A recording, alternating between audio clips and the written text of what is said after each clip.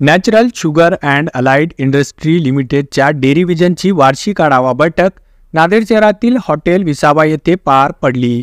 या बैठकीच्या अध्यक्षस्थानी संस्थेचे चेअरमन कृषीरत्न बीबी ठोंबरे साहेब होते।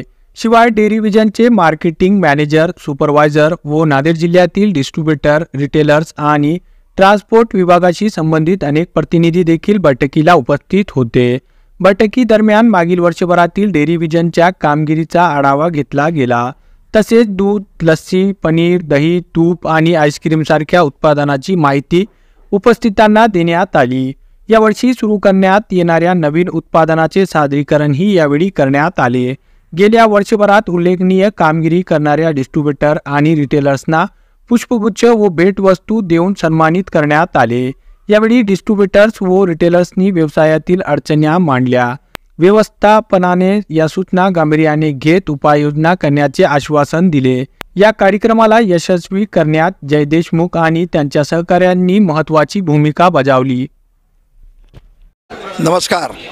नॅचरल उद्योग समूहाच्या वतीनं आज नांदेड आणि उमरखेड, हदगाव या भागातील सर्व आमच्या डीलर, सब डीलर, दूध विक्रेते यांची बैठक आज आम्ही या ठिकाणी आयोजित केली होती आणि या बैठकीसाठी जवळपास या सर्व परिसरातील 100 प्रतिनिधी या ठिकाणी उपस्थित राहिले।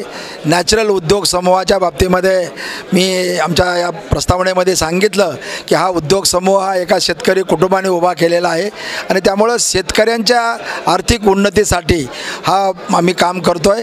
परंतु त्याचबरोबर आम्ही जे पदार्थ तयार करू, जे दूध आम्ही सामान्यापर्यंत देऊ, हे कुठल्याही प्रकारची भेसळ असता कामा नये। निर्भेळ अशा पद्धतीचं दूध आणि दुधाचे पदार्थ सर्वसामान्यापर्यंत पोहोचवण्याचं आमचं काम आहे आणि अत्यंत तळागाळातल्या शेवटच्या माणसाला सुद्धा आपल्या चांगल्या दर्जाचं, उच्च दर्जाचं आणि शुद्ध दूध उपलब्ध झालं पाहिजे, त्या दृष्टीनं आम्ही आमचा प्रयत्न करत आहोत।